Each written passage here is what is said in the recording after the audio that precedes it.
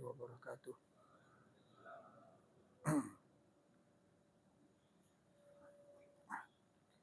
Alhamdulillah.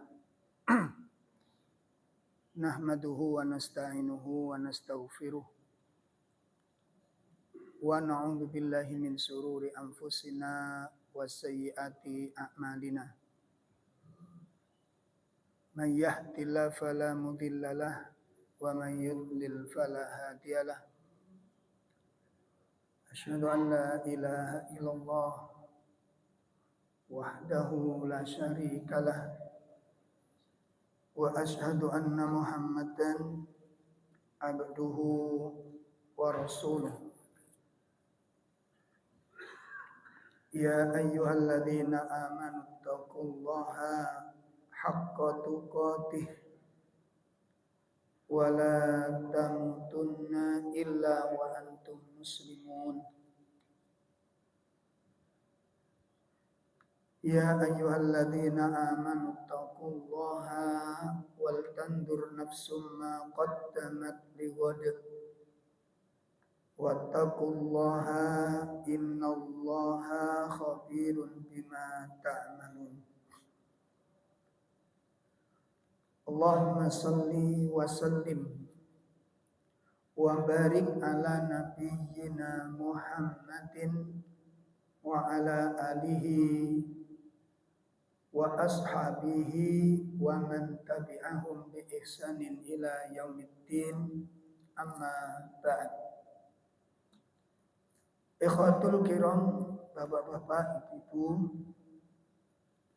jamaah majelis taklim yang semoga dimuliakan Allah Subhanahu wa taala. Alhamdulillah, pada malam hari ini kita bisa hadir di majelis ilmu, mengharap akan rahmatnya Allah, mengharap akan inayah dari Allah. Mudah-mudahan melalui majelis taklim ini Allah anugerahkan kepada kita hidayah at-taufik kepada hati kita semuanya. Jamaah sekalian, masih pembahasan dari materi tazkiyah an-nufus, mengupas tentang kaidah dari firman Allah Subhanahu wa taala yang terdapat di dalam surah Al-Baqarah, yang terdapat pada surah Al-Baqarah pada ayat 156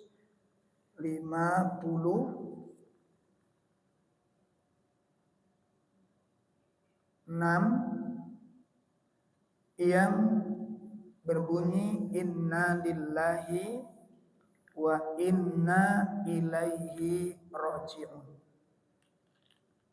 Inna lillahi wa inna ilaihi raji'un.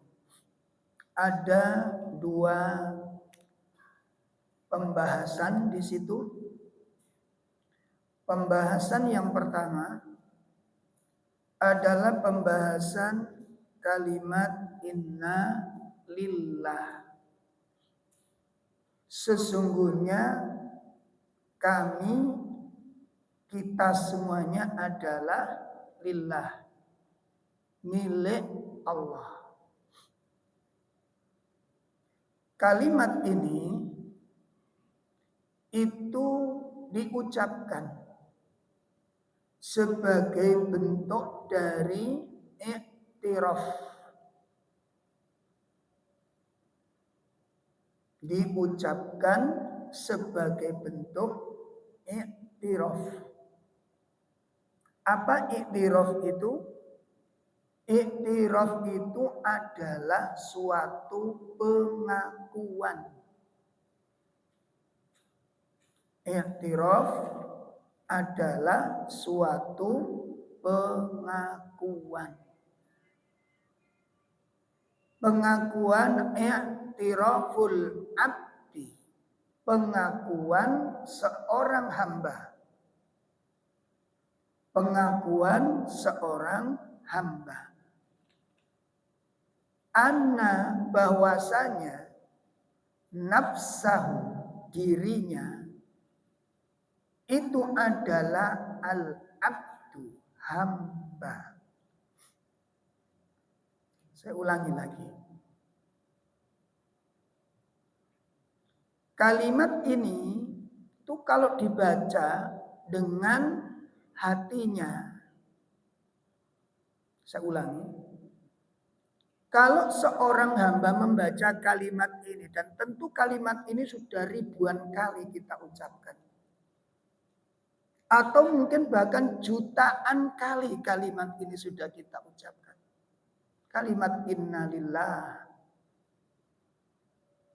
Ya, namun persoalannya, apakah saat kita mengucapkan kalimat ini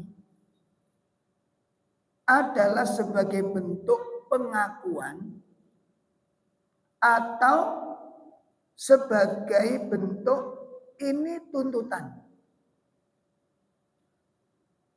Ya. Kalau sekedar tuntutan, kalau ada seorang hamba baca ketika mendapat musibah lalu innalillahi, ini tuntutan syariah. Ini namanya tuntutan syariah. Yang mana syariat mengajarkan demikian. Ya. Tapi kalau ini dibaca dengan sepenuh hati, hudur al-qalb, hatinya hadir di dalam membaca itu. Tolong disimak. Hatinya hadir ketika membaca itu. Maka disitulah ketika orang membaca kalimat ini, orang itu sadar anna nafsah al-abd, bahwa dirinya itu hanya seorang hamba. Hanya seorang hamba, tidak lebih dari itu. Innalillah. Sesungguhnya kami ini milik Allah. Terus kalau kemudian kita sombong, yang disombongkan apanya? Kalau kita bangga, yang dibanggakan apanya? Coba. Ilmu kita berapa? Yang kita punya berapa? Maka di sini jamaah sekalian, kita jangan sampai terjebak salah satu perangkap syaitan yang sudah banyak memakan korban. Ya. Salah satu perangkap syaitan yang sudah sangat amat banyak memakan korban. Itu namanya al-amani. Angan-angan kosong. Angan-angan kosong itu, orang itu rumongso, dirinya itu baik. Rumongso punya keutamaan. Rumongso punya kedudukan yang tinggi dalam ibadah. Padahal dia tidak memiliki amal-amal yang dimuliakan oleh Allah. Itu namanya al-amani. Angan-angan kosong. Dan ini banyak, ini penyakitnya orang Yahudi dan orang Nasrani. Awas, hati-hati ini. Para thalabul ilm terutama.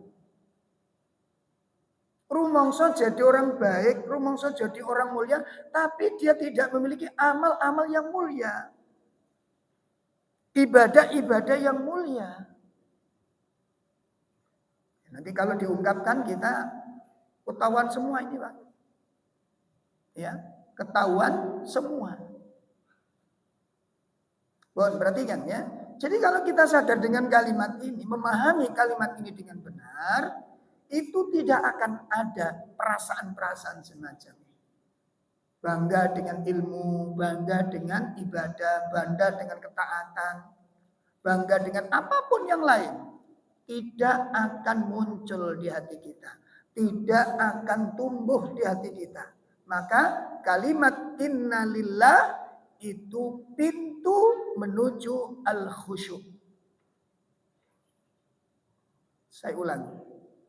Kalimat innalillah pintu menuju al-khusyuk. Kenapa? Karena seseorang melepaskan atribut-atribut yang ada dalam dirinya lalu dikembalikan kepada sang pemiliknya. Seperti yang dilakukan oleh siapa? Nabi Sulaiman alaihi salatu wassalam. Beliau dimiliki ilmu yang luar biasa, ilmu Nabi Sulaiman. Luar biasa. Ya. Tentara yang dimiliki nggak main-main. Bukan cuma dari manusia. Binatang-binatang bisa diajak dialog. Disuruh sama beliau. Bahkan dari kalangan jin. Allah. Bukan cuma nyuruh, bisa menguasai semua bahasa. Lihat kalimat yang diucapkan. Lihat kalimat yang diucapkan. Apa kata beliau? Kedudukan kerajaan dia miliki. Dia seorang raja. Penguasa dia. Coba bayangkan, Pak. Itu diringkes dengan satu kalimat. Hada min fadli rabbi liyabluwani. Subhanallah. Ini sempurna ketauhidannya. Sekian banyak nikmat yang beliau miliki, kelebihan yang beliau dapatkan, itu tidak menimbulkan sedikit pun kecongkaan di dalam hatinya. Kebanggaan dalam dirinya, bersih hati beliau dengan kalimat ini. Kenapa? Karena seluruh yang didapat itu dikembalikan kepada sang pemilik dan dikembalikan kepada sang pemberi. Dengan kalimat hadza min fadli rabbi. Dua kalimat.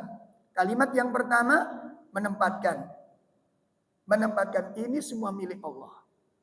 Semua ini itu karunia dari Allah, bukan dari kehebatan dirinya.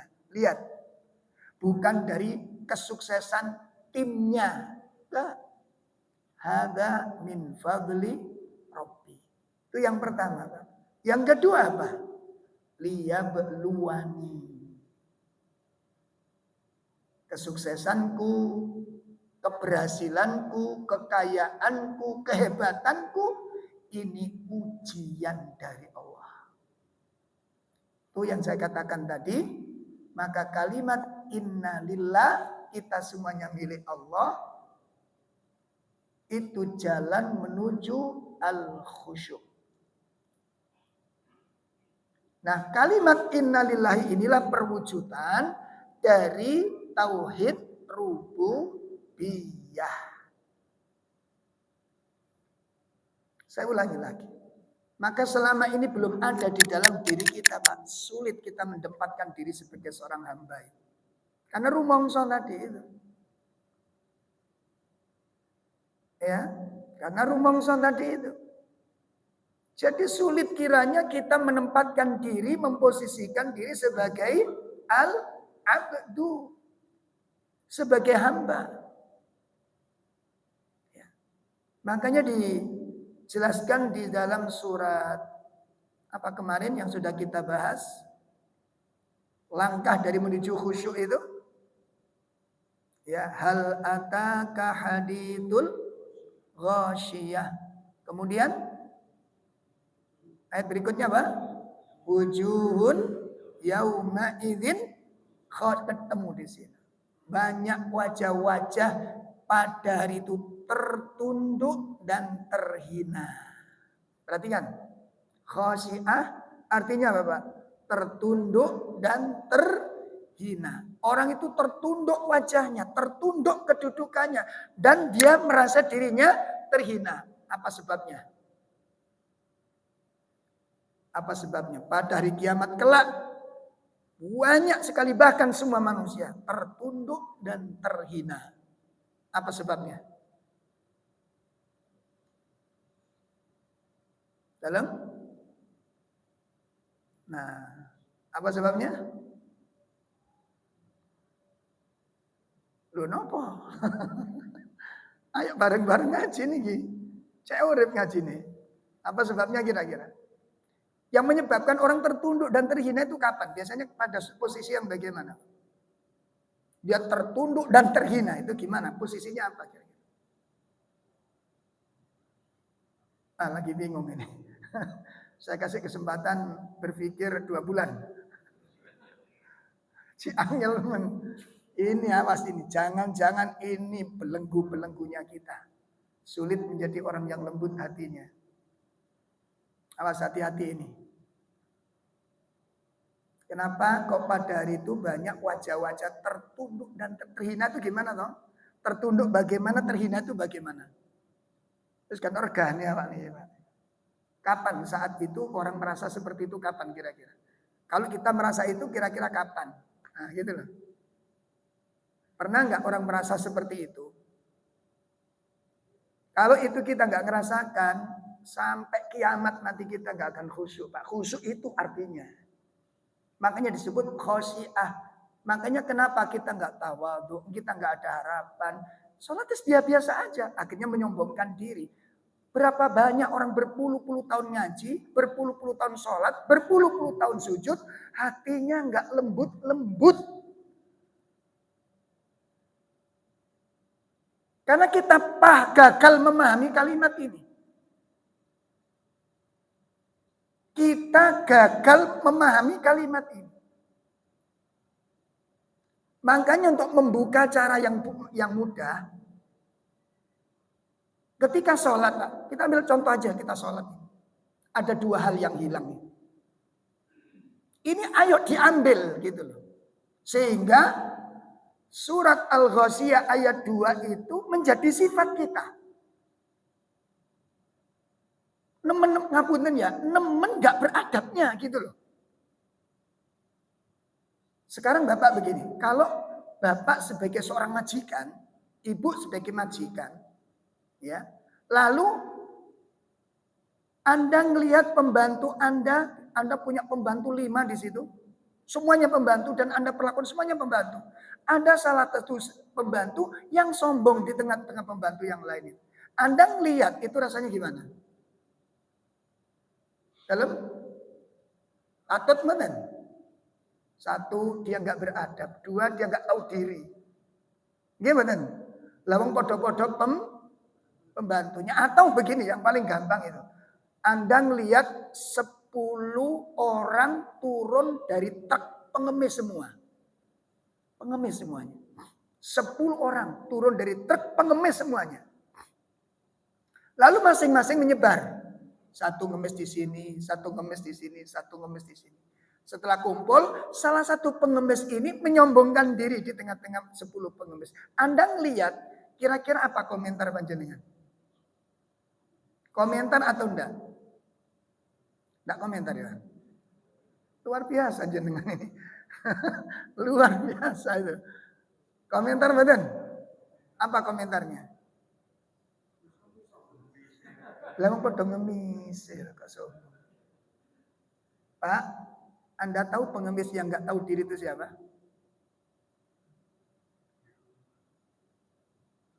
Kita tahu siapa pengemis itu?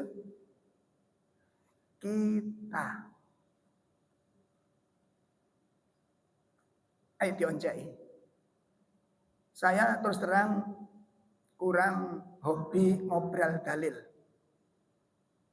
Tapi dalil harus. Beragama tanpa dalil bagaimana? Tapi jangan sampai cukup dengan dalil mentahan. Harus dipahami maknanya. Harus dimengerti maksudnya. Sehingga itu meresap dari karakter. Ayo dioncai. Tadi saya sebutkan, ada 2 yang hilang dalam sholat ini. Pertama kalau kita sholat ya, kita sholat kan kita yakin. Kalau kita sholat ditanya, kita sholat itu dalam rangka mau ketemu sama siapa? 1, mau ketemu sama siapa? Mau bertemu dengan siapa Pak? Allah. Betul. Pastikan itu. Bertemu dengan 1. Ketika kita sadar kita bertemu dengan Allah, posisi Allah itu sebagai siapa? Sebagai siapa? Ini kalau nggak tahu posisinya repot ini nanti. Allah sebagai siapa? Rob. Sebagai siapa? Rob. Sebagai ilah. Sebagai pemilik tunggal. Sebagai penguasa tunggal. Sebagai pengatur tunggal. Itu makna Rob. Rabbil alamin. Satu, itu poin. Kita sholat dalam rangka bertemu dengan Allah sebagai Rabb, sebagai ilah, sesembahan yang tunggal. Satu. Yang kedua, kita yang datang, kita yang sholat ini sebagai siapa? Sebagai siapa? Hamba. Di samping kita sebagai siapa? Orang di samping kita sebagai siapa? Hamba. Muadzinnya? Hamba. Yang iqamah? Hamba. Imamnya? Marbotnya? Nggak ada perbedaan di situ. Kenapa kita bedakan? Ustadznya? Muridnya? Pertanyaannya, sudahkah status hamba itu kita pakai waktu sholat itu?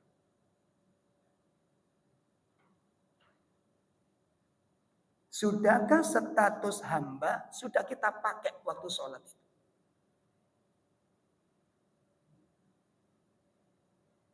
Ini yang hilang, Pak.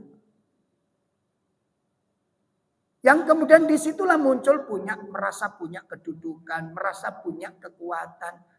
Maka di situ kita lupa bahwa kita sedang berhadapan dengan Rabb. Lah Rabb ini siapa? Pemilik tunggal kehidupan kita, kekuatan kita. Semua yang kita miliki itu miliknya. Sudah ditempatkan seperti itu. Ilmu kita milik siapa? Ilmu kita milik siapa? Kekuatan tubuh kita ini milik siapa? Jabatan yang kita dapatkan milik siapa? Lalu kita berhadapan dengan pemilik semua itu, lalu kita tonjolkan, aku ini. Makanya di ujung sholat itu kan ditutup dengan doa. Yang biasanya pada umumnya doa itu dengan menengadahkan tangan atau enggak menengadahkan tangan. Intinya doa, intinya minta. Bahasa ekstrim dari doa dan minta itu apa? Bahasa ekstrimnya apa? Dalam imamnya ngemis. Jamaahnya berarti saat masjid ini terus congkak di tengah-tengah manusia. Siapa yang gak ngemis? Angkat tangan. Siapa yang gak merasa butuh kepada Allah? Angkat tangan. Siapa yang gak minta dari Allah? Angkat tangan. Siapa yang punya sesuatu yang bukan dari Allah? Angkat tangan. Dan ketahuilah, makanya di akhir ayatnya, wa inna ilaihi, semua akan dikembalikan oleh Allah. Ini baru kita kupas satu poin dulu. Inna lillah. Maka di sini Pak, kalimat itu dilucuti. Dipreteli gitu.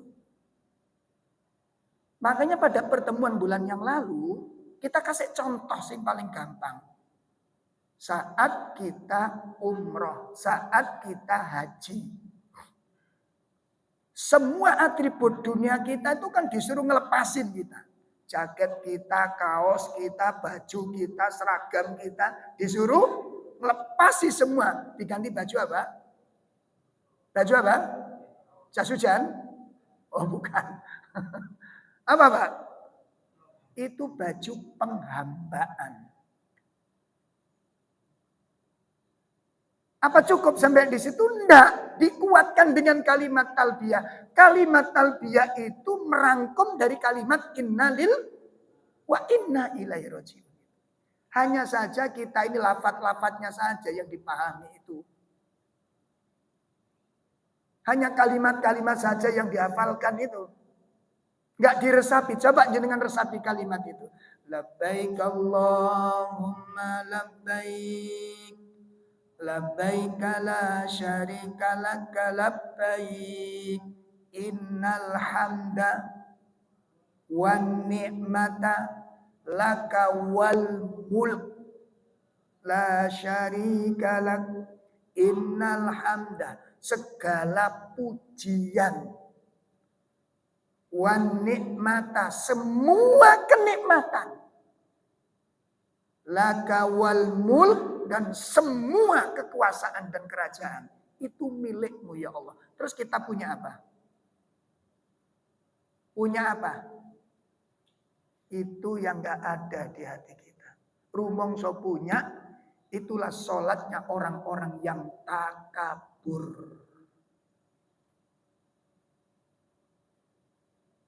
Kita punya apa kalau udah ditanya begitu? Jika dikasih ilmu oleh Allah, punya pengetahuan kita? Punya? Enggak punya. Itulah ibadahnya orang-orang yang lalai. Lalai kepada dirinya sendiri. Dan lalai berhadapan dengan siapa? Ini kalimat innalillah. Makanya kalimat innalillah itu realisasi dari tauhid rububiyah. Apa tauhid rububiyah, Pak? Kaidahnya bagaimana? Ayo masuk ke apa lah? Apa kaidahnya tauhid rububiyah? Ifratullahi bi af'ali ifratullah bi af'alih, mentauhidkan Allah dengan perbuatan Allah. Itu namanya apa, Pak? Tauhid rububiyah. Mentauhidkan Allah dengan perbuatan Allah. Yang berbuat Allah. Contoh, Al-Khaliq. Allah satu-satunya sang pencipta. Ada pencipta selain Allah? Ada, Pak? Satu. Yang kedua, Al-Malik. Allah satu-satunya sang penguasa. Sang pemilik seluruh alam ini. Ada yang memiliki selain Allah? Yang berkuasa sederajat dengan Allah? Ada? Yang ketiga, Al-Mudabbir. Semua peristiwa yang ada tidak satupun yang lepas dari aturannya Allah. Subhanallah. Tidak satupun peristiwa yang keluar dari aturan Allah. Itu Rabbul Alamin. Diwakili dengan tiga hal. Allah satu-satunya sang pencipta. Allah satu-satunya sang penguasa dan pemilik. Allah satu-satunya yang maha pengatur. Kita sholat sedang berhadapan sang penguasa, sang pencipta, dan sang... Terus kita punya apa? Terus kita berdiri sholat menghadap Allah yang seperti itu. Di mana ketawaduan kita? Itu yang dimaksud yauma'id. Apa tadi? Al-Khosyah tadi? Surat Al-Ghasyiyah tadi, wujuhu yauma'idin, itu perwujudannya. Pernah punya rasa minder gak waktu sholat?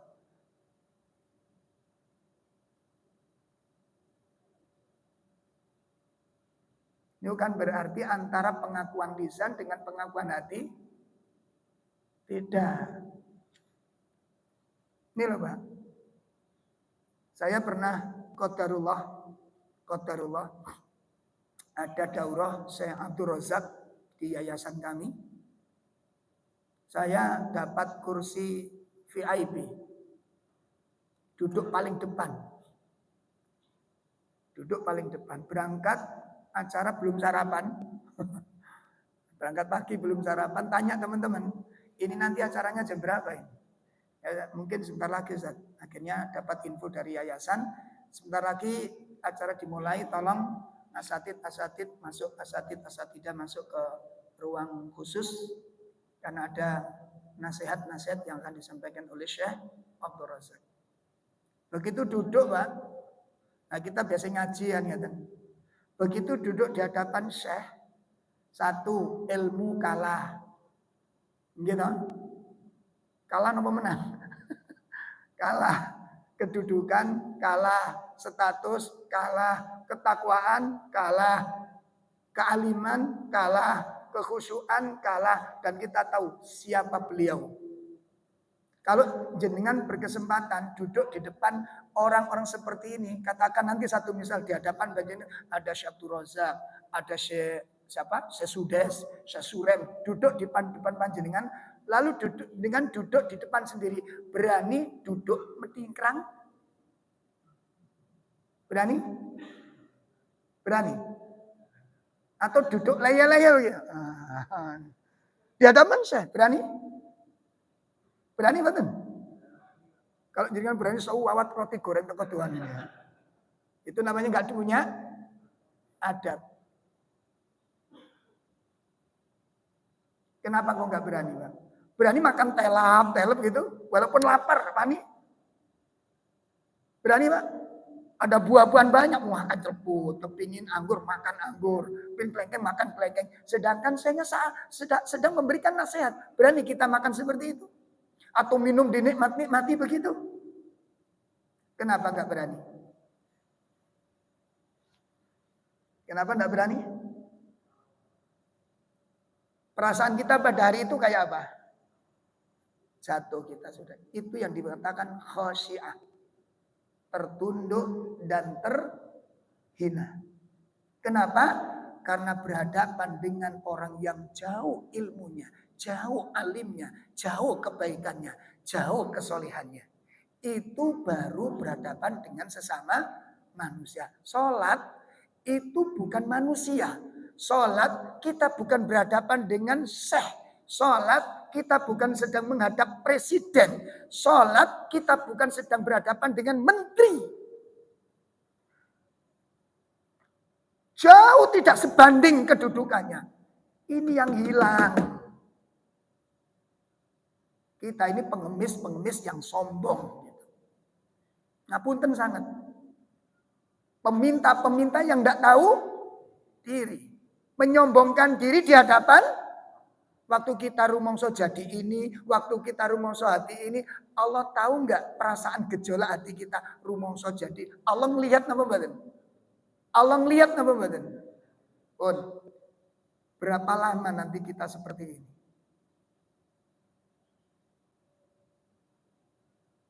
Sampai kapan kira-kira? Makanya nggak terasa. Sholat terasa hambar. Kalau sadar, itu sebuah kenikmatan yang luar biasa. Itu karunia yang sangat agung. Makanya jenengan lihat ada seorang sahabat yang sholat ketika meninggal. Dipanah oleh musuhnya. Saat menjaga tenda Rasulullah SAW di perang Uhud. Ada dua sahabat yang sedang berjaga di tenda Rasulullah saat perang Uhud. Nah, yang satu ketika berjaga itu, waktunya dia berjaga kan digilir dua orang ini. Digilir, nanti disepakati, nanti jam sekian ganti. Nah, yang waktu berjaga malam ini dimanfaatkan untuk sholat. Ya, tiba-tiba ada musuh yang mau menyelinap untuk masuk ke tenda Rasulullah SAW. Terhalang oleh orang yang sholat ini. Maka sang musuh itu membidikkan panahnya. Panah pertama menancap. Panah kedua nancap.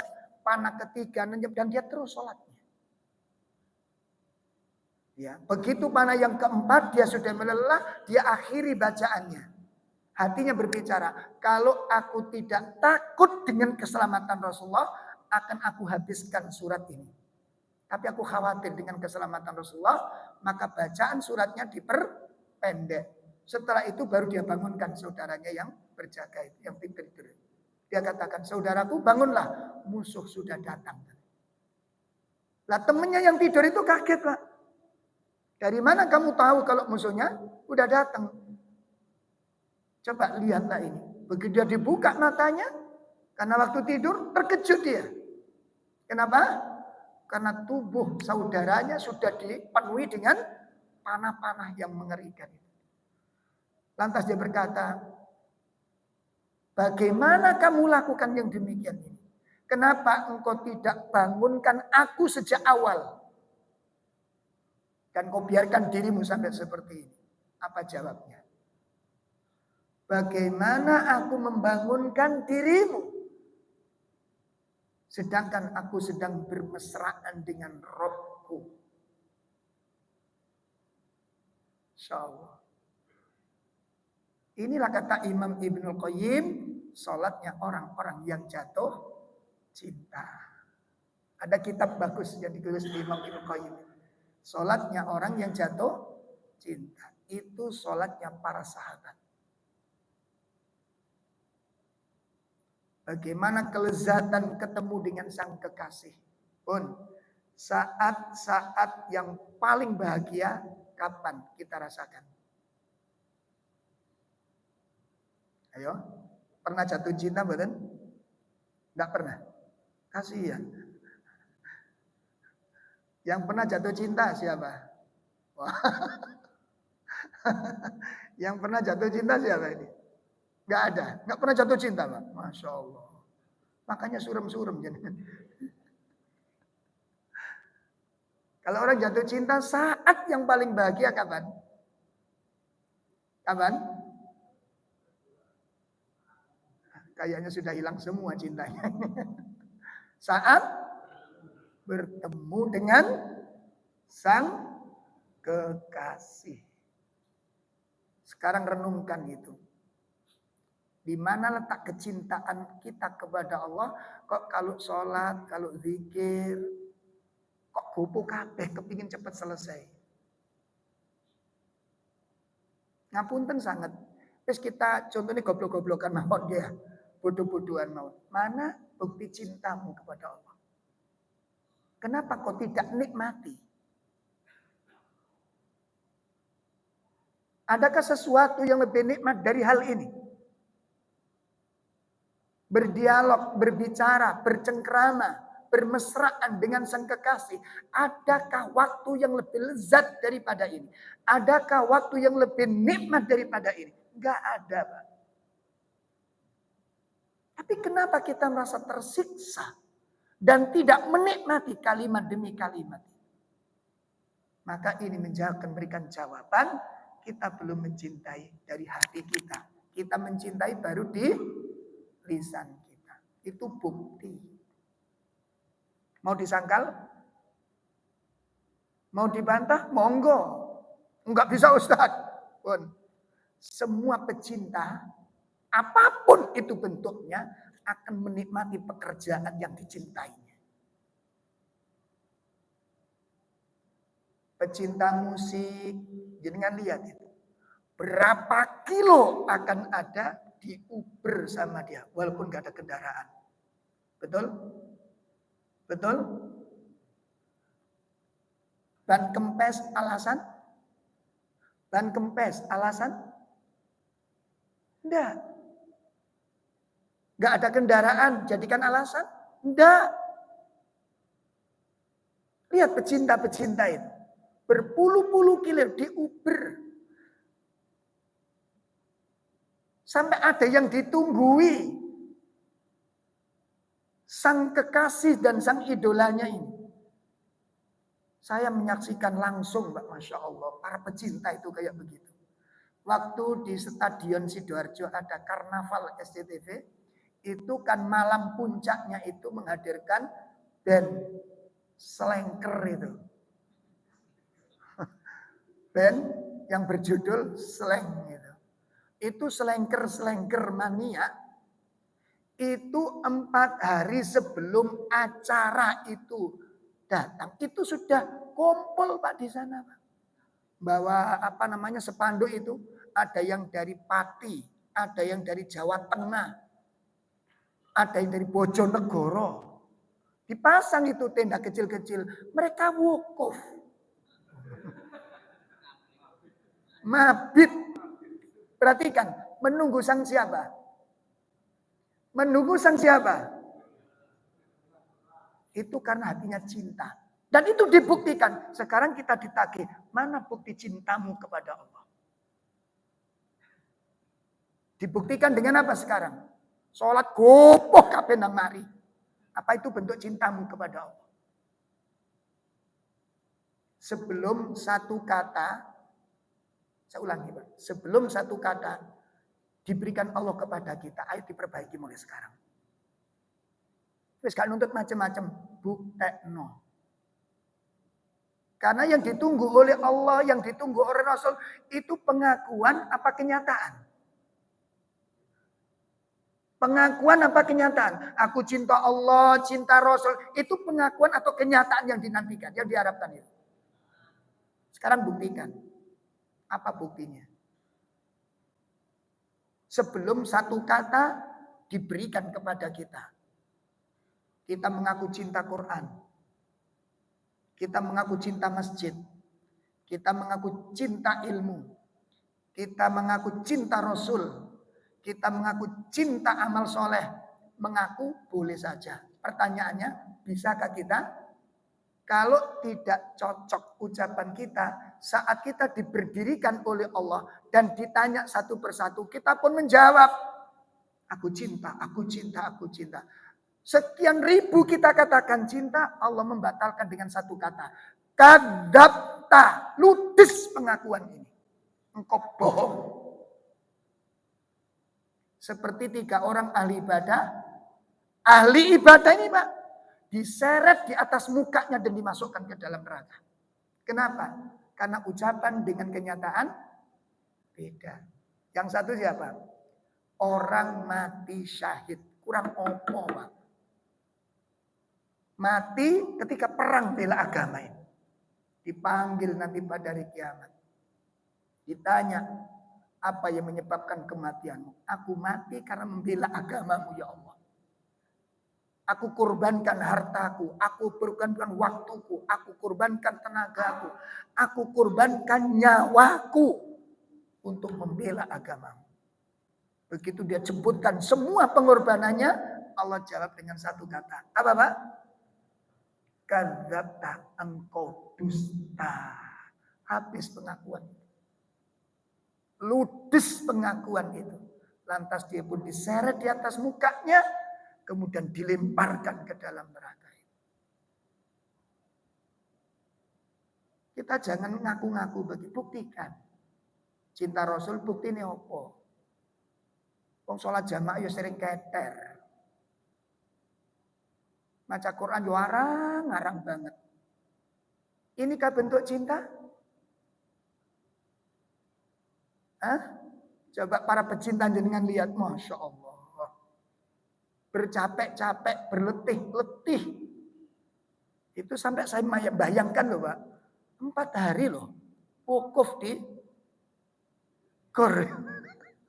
Kalau pagi itu ngamen Pak mereka, ngamen. Untuk menyambung hidup itu. Sambil menunggu sang idola, sang kekasih. Coba saat yang paling bahagia kapan? Saat acara itu digelar. Gimana?